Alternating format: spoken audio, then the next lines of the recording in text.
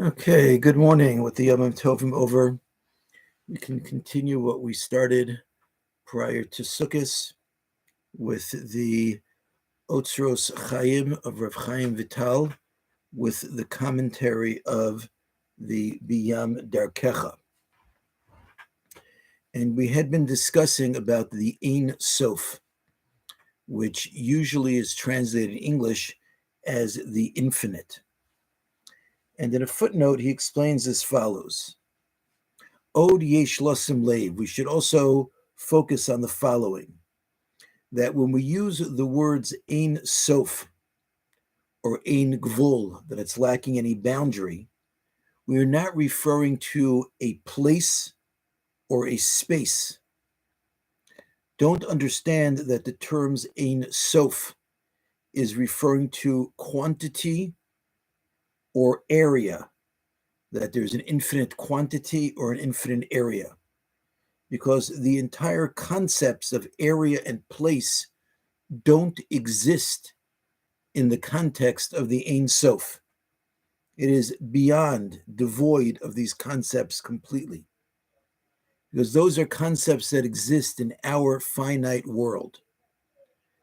But when we're talking in Kabbalah of terms like Ein Sof, we are discussing something that is qualitative, meaning that inherently it is something that has no end and no delineation. Why? Because the Ein Sof is everything. And other than the Ein Sof, there is no existence whatsoever. And to take this a little bit further, everything that is created is finite. It has an end, both spatially and temporally. And that's what is unique, I should say, about every creation, that it stands alone. It's delineated in its existence. If a creation was not delineated, if it didn't have limitations, then in what way would it be its own existence? How is so-and-so, so-and-so, and somebody else a different person? Only the Creator is not delineated and is not limited, because his existence is not dependent on delineation, and his existence is not understood in contrast to other things. Rather, he is existence itself, as opposed to all the other creations, or all creations are revelations and details within existence. Similarly, the concept of Or Ein Sof, infinite light, we're not referring to light as we understand light in our world. Rather, the word light is a metaphor for a very sublime spiritual existence that is revealed to God's creations. And since in our physical world, light is the most sublime physical creation that we can understand with our physical minds, and therefore within the physical world, light is the most spiritual concept. Therefore, we use light as a borrowed term, as a metaphor for spiritual existence.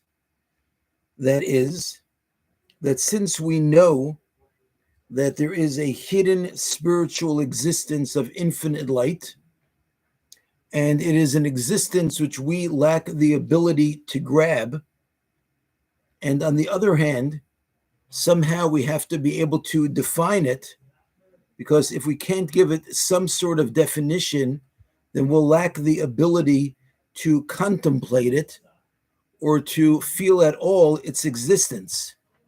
Therefore, our sages used light as a metaphor. But keep in mind that when they use the word light, it's referring to a spiritual existence or a spiritual bestowal which is above and beyond any physical definition and delineation.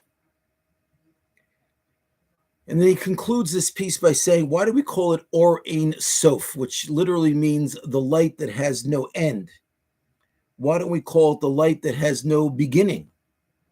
And he explains that when we say it has no end, we're not talking about in a time basis, but rather what we mean is to say that it has no boundary, that the whole entire concept of boundary, whether a boundary at the beginning or a boundary at the end, whether in terms of time or in terms of space, none of that applies to the Or Ein Sof, to the infinite light. We will continue, God willing, later on this week.